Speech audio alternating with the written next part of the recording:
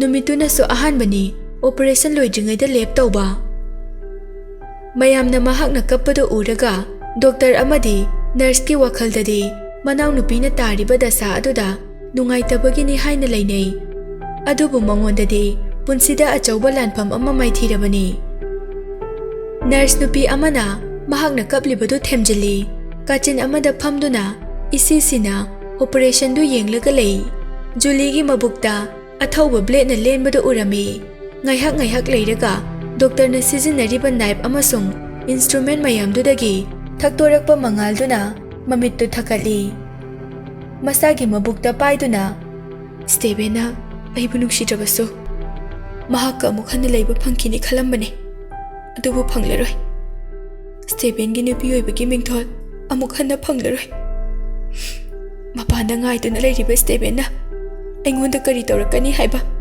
ai khangba ngamde angang duna taibang palda laklabadi Julie fattaba lijattu khangba ngamdawribani khanglabadi mahakna Steven da chaiduna divorce agreement ado sign tawba ngamloi haigi khalambani wakal khalingai Julie bu sterile ward ta pukhi room da nurse ani di operation instrument singdu loishinaba lehawi nurse amana doctor nungai da wakal kari su khaluranu wo mahaki angang kan bangam haudraso Julie gi punsidi mangmunati e atopa nurse amana adune aiso mahakna tawrise karino haiba khangde amuktada atuk yamba drug tu jasali dubo khanjilubada ai tu chungi Melissa kariso haidana operation room dagi thoki mahaki office room da laktuna kaplaga leiri Steven na thongdu hangtoktuna changlai Melissa de mamitu ishinduna tumina lei khazai phawraga sintharakpa mapiduna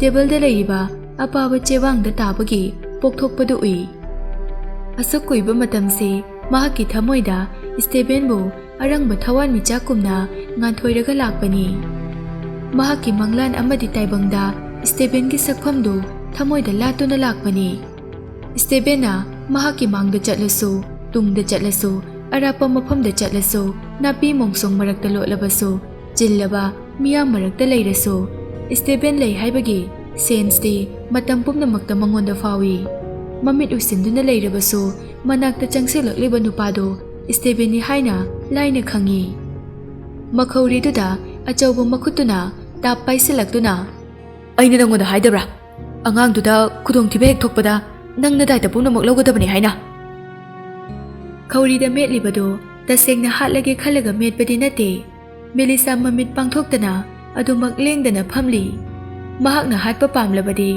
hatlasanu haina mamit uisinduna lei yamna tapna aibu hatlaga nangi sawbodu phagani hairabadi hojikmak aibu hatlo mamit pangthoktuna Steven da atra leina yengi Steven nang kari khanduna leire aibu hatlo haibade nangi na khuta aigi thawai mangba phanglaba aigidi laibu phabane Melissa thongna leina nganglabaso maithongda akibagi mami de dai Melissa gi mami to Steven gi weakness ni nahan makhaidi Melissa na kapsinabani haiba mahakna khangi ngasidi thamoidagi thoklakpa pirangda ure khauri metpado lepi wakhalda nang ngasidi kaplabako Julie gi angang sibada khwaidagi haraugadabadi nangne kaidawre Steven aibu hatrabade nangna jingnaduna leiriba karigino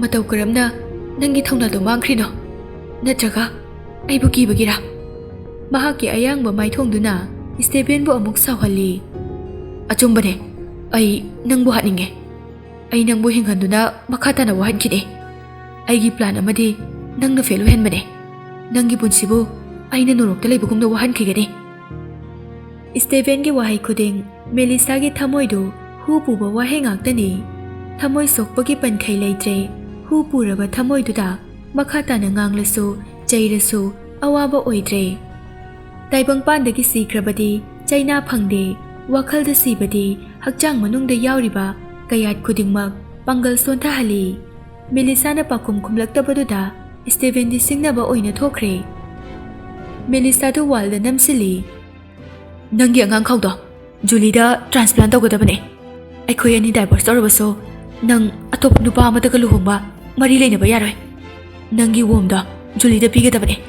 ꯑꯗꯨ ꯑꯣꯏꯔꯕꯗꯤ ꯑꯩꯅ ꯅꯪꯕꯨ ꯍꯤꯡꯍꯟꯒꯅꯤ. ꯃꯦꯂꯤꯁꯥ ꯃꯃꯤꯠꯇꯨ ꯂꯥꯎꯊꯣꯛꯂꯒ ꯑꯔꯩꯕ ꯄꯥꯡꯒꯜ ꯁꯛꯇꯤ ꯁꯤꯖꯤꯟꯅꯗꯨꯅ ꯁ꯭ꯇꯦꯚꯦꯟꯕꯨ ꯏꯟꯊꯣꯛꯏ. ꯃꯁꯥꯗꯨ ꯁ꯭ꯋꯥꯏ ꯂꯥꯎꯕꯅ ꯃꯁꯥꯒꯤ ꯃꯕꯨꯛꯇ ꯄꯥꯏꯔꯒ ꯌꯦꯡꯉꯤ. ꯁ꯭ꯇꯦꯚꯦꯟ, ꯑꯄꯪꯕ! ꯖꯨꯂꯤꯒꯤ ꯑꯉꯥꯡ ꯁꯤꯈꯤꯕ ꯑꯃꯁꯨꯡ ꯋꯣꯝ ꯂꯧꯊꯣꯛꯈꯤꯕꯒ ꯑꯩꯒ ꯀꯔꯤ ꯃꯔꯤ ꯂꯩꯅꯩ? ꯀꯔꯝꯕ ꯃꯔꯝꯗ ꯌꯨꯝꯐꯝ ꯑꯣꯏꯔꯒ ꯑꯩꯅ ꯑꯩꯒꯤ ꯋꯣꯝ ꯑꯁꯤꯕꯨ ꯖꯨꯂꯤꯗ ꯇ꯭ꯔꯥꯟꯁꯄ꯭ꯂꯥꯟꯠ ꯇꯧꯒꯅꯤ? ꯀꯔꯤꯗ ꯌꯨꯝꯐꯝ ꯑꯣꯏꯔꯒꯅꯣ ꯍꯥꯏꯕ? ꯄꯦꯁꯦꯟ ꯑꯃꯗ ꯍꯤꯗꯥꯛ ꯂꯥꯟꯅ ꯄꯤꯗꯨꯅ ꯃꯤ ꯍꯥꯠꯄꯗ ꯌꯨꯝꯐꯝ ꯑꯣꯏꯔꯒ, ꯈꯪꯉꯕ? ꯅꯪꯗꯤ ꯃꯃꯥ ꯑꯣꯏꯕꯒꯤ ꯃꯤꯡꯊꯣꯜ ꯐꯪꯐꯝ ꯊꯣꯛꯇꯦ. ꯅꯪꯅ ꯅꯆꯥ ꯄꯣꯛꯂꯁꯨ ꯍꯌꯦꯡ ꯆꯥꯎꯔꯛꯂꯒ ꯅꯪꯗꯧꯅ ꯃꯤ ꯍꯥꯠꯀꯦ ꯍꯥꯏꯔꯛꯀꯅꯤꯌꯦ. ꯁ꯭ꯇꯦꯚꯦꯟ ꯋꯥ ꯉꯥꯡꯅ ꯉꯥꯡꯅ ꯄꯣꯀꯦꯠꯇꯒꯤ ꯆꯦꯆꯦꯠ ꯑꯃ ꯂꯧꯊꯣꯔꯛꯇꯨꯅ ꯃꯦꯂꯤꯁꯥꯒꯤ ꯃꯃꯥꯏꯗ ꯂꯪꯁꯤꯜꯂꯤ. ꯁꯦ, ꯅꯪꯅ ꯖꯨꯂꯤꯗ ꯄꯤꯈꯤꯕ ꯃꯦꯗꯤꯀꯦꯜ ꯂꯤꯁꯇꯨꯅꯦ. ꯃꯁꯤꯅꯅꯦ ꯖꯨꯂꯤꯒꯤ ꯑꯉꯥꯡ ꯍꯥꯠꯂꯤꯕ. ꯅꯪ ꯍꯧꯖꯤꯛ ꯐꯥꯎꯕ ꯅꯁꯥꯅ ꯅꯁꯥꯒꯤ ꯅꯔꯥꯜ ꯌꯥꯖꯗ꯭ꯔꯤꯕ꯭ꯔꯥ? ꯃꯦꯂꯤꯁꯥꯅ ꯋꯥ ꯉꯥꯡꯕ ꯐꯥꯎꯕ ꯅꯪꯗ꯭ꯔꯤꯉꯩ, ꯍꯧꯖꯤꯛꯇꯤ ꯅꯁꯥꯗꯣ ꯐꯖꯅ ꯆꯦꯛꯁꯤꯟꯅ ꯂꯩꯌꯣ. ꯖꯨꯂꯤꯅ ꯃꯁꯥ ꯍꯦꯛ ꯐꯔꯛꯄꯒ ꯇ꯭ꯔꯥꯟꯁꯄ꯭ꯂꯥꯟꯇꯦꯁꯟ ꯇꯧꯔꯗꯕꯅꯦ. ꯃꯦꯂꯤꯁꯥꯅ, ꯑꯩꯅ ꯌꯥꯗ꯭ꯔꯒꯅ ꯀꯝꯗꯧꯕ? ꯑꯩꯒꯤ ꯄꯨꯛꯅꯨꯡꯗ ꯑꯩꯈꯣꯏ ꯑꯅꯤꯒꯤ ꯏꯆꯥ ꯑꯃ ꯌꯥꯎꯗꯨꯅ ꯂꯩꯔꯝꯂꯕꯗꯤ ꯅꯪ ꯐꯤꯔꯦꯞꯇꯨ ꯍꯣꯡꯒꯗ꯭ꯔꯥ ꯍꯣꯡꯂꯣꯏꯗ꯭ꯔꯥ? ꯑꯣ, ꯑꯗꯨꯁꯨ ꯌꯥꯝꯅ ꯏꯟꯇꯔꯦꯁꯇꯤꯡ ꯑꯣꯏꯕ ꯋꯥꯍꯪꯅꯤ. ꯅꯪꯅ ꯄ꯭ꯔꯦꯒꯅꯦꯟ ꯍꯦꯛ ꯑꯣꯏꯔꯕ ꯑꯩꯈꯣꯏ ꯑꯅꯤ ꯗꯥꯏꯚꯣꯔꯁ ꯇꯧꯗ꯭ꯔꯁꯨ ꯌꯥꯔꯦ. ꯃꯥꯏꯀꯩ ꯃꯔꯤꯗ ꯏꯁꯤꯡꯗꯒꯤ ꯍꯦꯟꯅ ꯎꯗꯕ ꯄꯥꯛꯂꯕ ꯁꯃꯨꯗ꯭ꯔꯒꯤ ꯏꯄꯥꯛꯇ ꯅꯪꯕꯨ ꯊꯥꯗꯗꯨꯅ ꯍꯥꯠꯀꯅꯤ. ꯁꯤ ꯍꯥꯏꯔꯝꯂꯒ ꯁ꯭ꯇꯦꯚꯦꯟ ꯈꯣꯡꯀꯥꯞ ꯂꯥꯎꯅ ꯂꯥꯎꯅ ꯊꯥꯡꯗꯨꯅ ꯆꯠꯈꯤ. ꯃꯦꯂꯤꯁꯥ ꯅꯨꯄꯥꯗꯨꯗ ꯌꯦꯡꯗꯨꯅ ꯋꯥꯜꯗ ꯉꯥꯊꯕꯗꯒꯤ ꯇꯞꯅ ꯇꯞꯅ ꯐꯝꯊꯔꯛꯏ. ꯄꯥꯈꯠꯄ ꯍꯦꯟꯃꯟꯕꯅ ꯀꯞꯄ ꯐꯥꯎꯕ ꯉꯝꯗꯦ. ꯕꯤ-ꯃꯣꯗ ꯑꯜꯇ꯭ꯔꯥꯁꯥꯎꯟ ꯔꯨꯝꯗ ꯂꯥꯛꯇꯨꯅ ꯕꯦꯗꯇ ꯍꯤꯞꯂꯤ. ꯗꯤꯇꯦꯛꯇꯔꯗꯨꯅ ꯃꯕꯨꯛꯇ ꯅꯝꯗꯨꯅ ꯅꯥꯀꯟꯗ ꯊꯣꯛꯂꯤꯕ ꯁ꯭ꯀ꯭ꯔꯤꯟꯗꯨꯗ ꯌꯦꯡꯉꯤ. ꯁ꯭ꯀ꯭ꯔꯤꯟ ꯑꯗꯨꯗ ꯑꯄꯤꯛꯄ ꯇꯦꯗꯄꯣꯜ ꯃꯥꯟꯕ ꯎꯕ ꯐꯪꯉꯤ. ꯀꯌꯥꯗ ꯅꯨꯡꯁꯤꯔꯕꯅꯣ ꯃꯍꯥꯛꯀꯤ ꯃꯇꯧꯗꯣ. ꯇꯨꯡꯗ ꯃꯄꯨꯡ ꯐꯥꯕ ꯑꯉꯥꯡ ꯑꯣꯏꯔꯛꯀꯗꯧꯔꯤꯕꯅꯤ. ꯃꯦꯂꯤꯁꯥꯒꯤ ꯑꯍꯥꯟꯕ ꯃꯆꯥ ꯑꯣꯏꯗꯧꯔꯤꯕꯅꯤ. ꯃꯍꯥꯛꯅ ꯅꯨꯡꯁꯤꯖꯕ ꯅꯨꯄꯥꯗꯨꯒꯤ ꯃꯆꯥꯅ ꯃꯍꯥꯛꯀꯤ ꯄꯨꯛꯅꯨꯡꯗ ꯅꯥꯎꯌꯣꯝꯗꯨꯅ ꯂꯩꯔꯤꯕꯅꯤ. ꯊꯥ ꯑꯅꯤꯃꯨꯛ ꯂꯩꯔꯗꯤ ꯅꯨꯄꯥꯔ ꯅꯨꯄꯤꯔ ꯈꯪꯕ ꯉꯝꯂꯅꯤ. ꯄ꯭ꯔꯤꯊꯤꯕꯤꯒꯤ ꯃꯐꯝ ꯑꯃꯍꯦꯛꯇꯗ ꯑꯩꯅ ꯑꯩꯒꯤ ꯏꯆꯥ ꯄꯣꯛꯄꯒꯤ ꯔꯥꯏꯠ ꯂꯩ. ꯑꯉꯥꯡꯁꯦ ꯀꯅꯥꯅꯁꯨ ꯃꯥꯡꯍꯟꯕ ꯉꯝꯂꯣꯏ. ꯑꯗꯨꯕꯨ ꯇꯝꯕ ꯉꯝꯕꯗꯤ ꯅꯠꯇꯦ. ꯃꯃꯥꯅ ꯅꯪꯕꯨ ꯅꯨꯡꯁꯤꯔꯕꯁꯨ ꯐꯠꯇ꯭ꯔꯕ ꯃꯈꯣꯏꯒꯤ ꯃꯈꯨꯠꯇꯒꯤ ꯃꯃꯥꯅ ꯅꯪꯕꯨ ꯀꯟꯕ ꯉꯝꯒꯗꯕ ꯃꯥꯟꯗꯤꯌꯦ. ꯏꯆꯥ ꯀꯟꯕ ꯉꯝꯂꯣꯏꯗꯕ ꯑꯣꯏꯔꯗꯤ ꯑꯩꯁꯨ ꯊꯋꯥꯏ ꯊꯥꯒꯅꯤ. ꯃꯆꯥꯒꯤ ꯈꯜꯂꯨꯕꯗ ꯃꯃꯤꯠꯇꯨ ꯎꯏꯁꯤꯟꯗꯨꯅ ꯃꯄꯤ ꯇꯥꯕ ꯍꯧꯔꯛꯏ. ꯃꯁꯥꯗꯨ ꯅꯤꯛꯄ ꯍꯦꯟꯃꯟꯕꯅ ꯃꯈꯨꯠꯇ ꯄꯥꯏꯔꯤꯕ ꯗꯤꯇꯦꯛꯇꯔꯗꯨ ꯃꯈꯥꯗ ꯇꯥꯈꯤꯕ ꯈꯪꯍꯧꯗꯦ. ꯅꯨꯃꯤꯠ ꯈꯔꯅꯤꯒꯤ ꯃꯇꯨꯡ ꯃꯦꯂꯤꯁꯥ ꯃꯍꯥꯛꯀꯤ ꯃꯄꯥꯝꯗ ꯂꯥꯛꯏ. ꯃꯍꯥꯛꯅ ꯂꯥꯛꯂꯤꯗꯣ ꯖꯨꯂꯤꯒ ꯎꯅꯕ ꯂꯥꯛꯄ ꯅꯠꯇꯦ. ꯏꯃꯨꯡꯗꯨꯗ ꯍꯥꯟꯅ ꯊꯝꯂꯝꯕ ꯄꯣꯠꯆꯩ ꯈꯔ ꯂꯧꯕ ꯂꯥꯛꯄꯅꯤ. ꯃꯍꯥꯛꯀꯤ ꯃꯄꯥꯗꯤ ꯃꯇꯝ ꯑꯌꯥꯝꯕꯗ ꯊꯕꯛ ꯆꯠꯊꯣꯛꯏ, ꯌꯨꯝꯗ ꯂꯩꯒꯟꯗꯦ. ꯖꯨꯂꯤ ꯑꯃꯁꯨꯡ ꯃꯃꯥ ꯅꯤꯅꯥꯒꯗꯤ ꯌꯨꯝꯗ ꯂꯩ. ꯖꯨꯂꯤ ꯑꯣꯄꯔꯦꯁꯟ ꯂꯣꯏꯈꯤꯕꯒꯤ ꯐꯕꯇ ꯉꯥꯏꯔꯤ. ꯃꯦꯂꯤꯁꯥꯅ ꯃꯍꯥꯛꯅ ꯂꯩꯔꯝꯕ ꯔꯨꯝꯗꯨꯗ ꯆꯪꯗꯨꯅ ꯄꯨꯒꯗꯕ ꯄꯣꯠꯆꯩꯁꯤꯡꯗꯨ ꯄꯦꯛ ꯇꯧꯔꯝꯃꯤ. ꯍꯥꯞꯄ ꯂꯣꯏꯔꯒ ꯁꯨꯠꯀꯦꯁꯇꯨ ꯆꯤꯡꯂꯒ ꯊꯣꯛꯂꯛꯏ. ꯖꯨꯂꯤꯒꯤ ꯔꯨꯝ ꯃꯄꯥ ꯐꯥꯎꯔꯒ ꯊꯣꯛꯂꯛꯄꯗ ꯔꯨꯝ ꯃꯅꯨꯡꯗ ꯃꯔꯩ ꯌꯦꯠꯅꯕꯒꯤ ꯃꯈꯣꯜ ꯇꯥꯔꯝꯃꯤ. ꯇꯥꯔꯤꯕ ꯈꯣꯟꯖꯦꯜꯗꯨ ꯖꯨꯂꯤ ꯑꯃꯁꯨꯡ ꯅꯤꯅꯥꯒꯤ ꯈꯣꯟꯖꯦꯜꯅꯤ. ꯅꯤꯅꯥ ꯃꯆꯥ ꯖꯨꯂꯤꯗ ꯌꯦꯡꯂꯒ, ꯅꯪꯅ ꯑꯉꯥꯡꯗꯨ ꯄꯥꯝꯗ꯭ꯔꯁꯨ ꯑꯉꯥꯡꯗꯨ ꯍꯥꯠꯈ꯭ꯔꯒ ꯂꯣꯏꯔꯦ. ꯅꯪꯅ ꯑꯉꯥꯡ ꯈꯥꯎ ꯑꯗꯨꯕꯨ ꯃꯥꯡꯍꯟꯕꯒꯤ ꯀꯔꯤ ꯃꯊꯧ ꯇꯥꯒꯦ?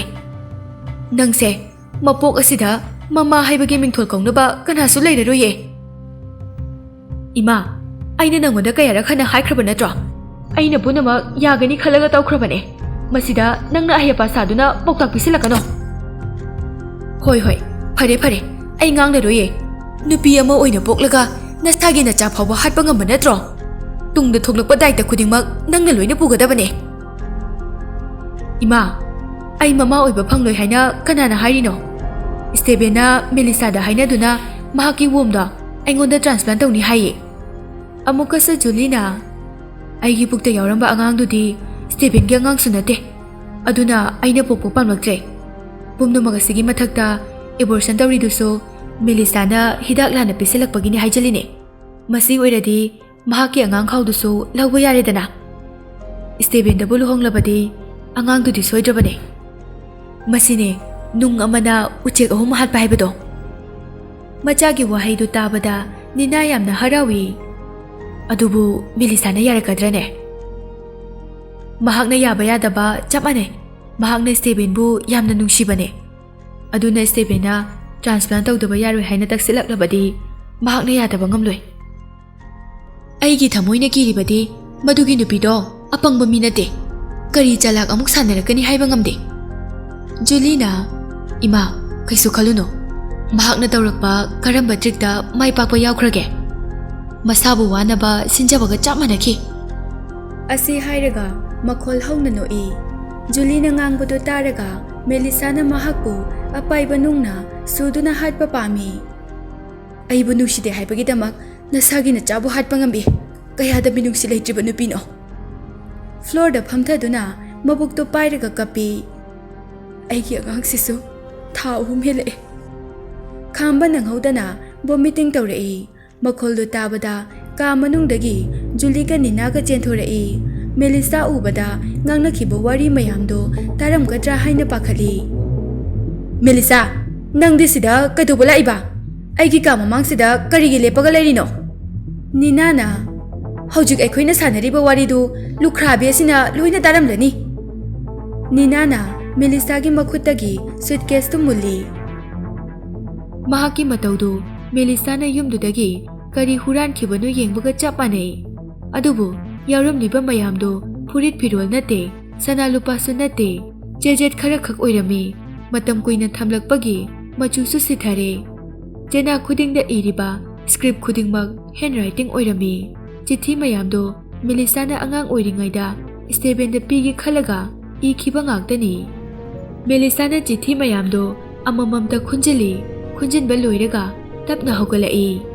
Julie da yengduna aiso matang chadana lakpadagi nakoina sanariba warisingdo loina tahore.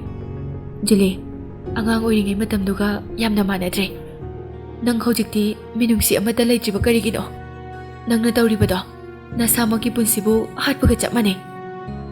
Julie gi mamangda khungkap amma jangsilaktuna masi punamakse nangna loina thokhanbane. Nangna igi Stevenbu hurankiba natra. Aina mahakpu high school tamlingaidagi pamai haibase nangsu khangliba natra. Nangna namaidoi kaiba khangdaba makhai nangi oinaba honakhiba natra. Hojikti nangsu para ama tambigi khanbagine aina tawrise. Aigi nupabu nangna munkibagi kari phol phangani haiba nang khanglakani. Melissana, adubu nangonda thokiba thawdobagi mamangda mahakna aingonda nongmata nuksini yengkhidri. Adu karigino khangaba? You were such a little bitch. Nangse mahakna angawini haina su khanbane. Nangdi laisabigi machane. Aduna mahakna di nangbu kadaidagi nungsinige. Melissa makhol hauna ai laisabigi machanate. Aigi ima baba masa yanaraga luhongduna aibu sangsara sida mikap thokhankhibane. Laibak thibadagi imagi masakti uba phanghaudre. Aigi imabu lamchat naidabini khangano. Melissa mahaki mingchat thinaba nganglakpa chairakpa kaya khangduna leiba ngami. Mamabu panduna chairakpadi lemna tharoi khali. Ninana, Melissa, lamchat naidabi sirum narum tawbi. Aigi cha Julie se hospital dagi ngahan khakta discharge torukpada ngairibane. Karigino nangna mangonda kana lauridi? Ninana yamna pendana machagi mamang thana leptuna Melissa da chairami. Melissa su Ninana hairidu thoina na chungde. Julie da onsinduna hayo aigi wahangi pakhum nangbu ijat mangan khraba matung aibu Steven da luhongnaba silisi nangnara. Julie yamna usitana noklaga nangshu apangmo nupidi natena. Mahakna nangbu nukside haibase aisu khange. Mahakki mamitadi nangse apikpa tumit kangumna khallibane. Imungi ijatki khallaga mahakna nangbu luhongkhibane nuksibagi luhongkhiba nate. Julie mapan thongda noklabaso manungdadi maigumna chaktuna sauribane khutum tasinduna khangli. Melissa mapukningda asawbadu phathaduna ai loina khange nang nungaina panbo oyo. Chithi khara khunba walhauribado punthaduna amuk khuli.